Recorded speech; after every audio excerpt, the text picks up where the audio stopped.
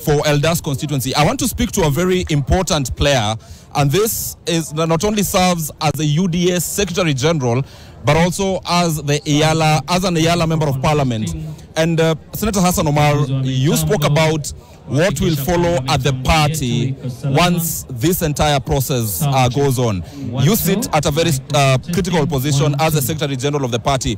What does this mean to the ruling party? I mean, it means that we've made a very democratic and constitutional transition that has been validated by the process of the Constitution, both in terms of the impeachment of the former Deputy President and now the swearing in, which was, I think, given the green light by the court. So I think as far as we are concerned, it's significant for parties sometimes to align with their vision and their mission. I think we as a party had set ourselves to a very robust development agenda. We had wanted to lift ourselves out of the barbs of ethnicity, out of the sheer, divisive and ethnic form of politics.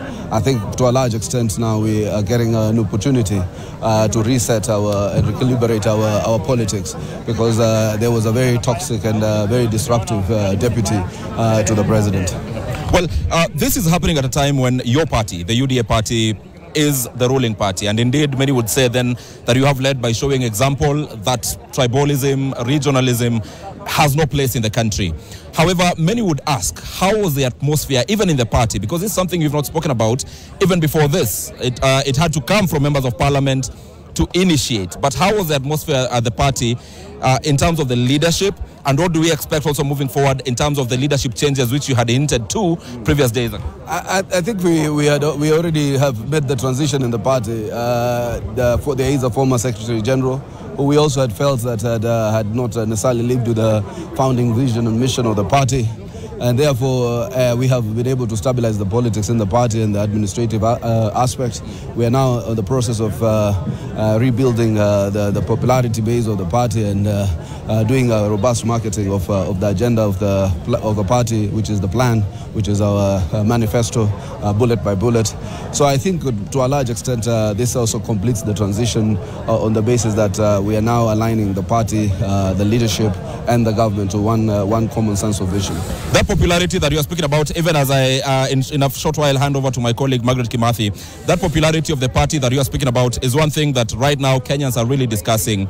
And I would speak about, for instance, the region where the former Deputy President comes from, feeling disgruntled. You had some of his sentiments in church that his region will not speak. They know when to speak. That indicates that perhaps they may be working towards depopularizing the UDA party in the region. How do you intend to deal with this dissent, especially from the people who supported him and or members of the party? You know, the worst bit about this man is a toxic tribalist. His entire idea was to create division, malice, hatred within his region.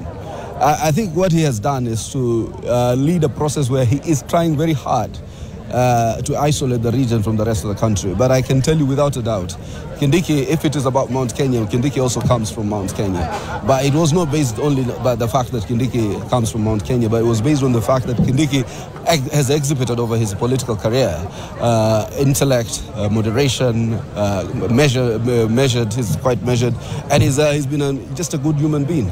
So I think what he's trying to do is to create a situation where he isolates the Mount Kenya region. And I can tell you the president is not going to isolate the Mount Kenya region. The party will not isolate the Mount Kenya region.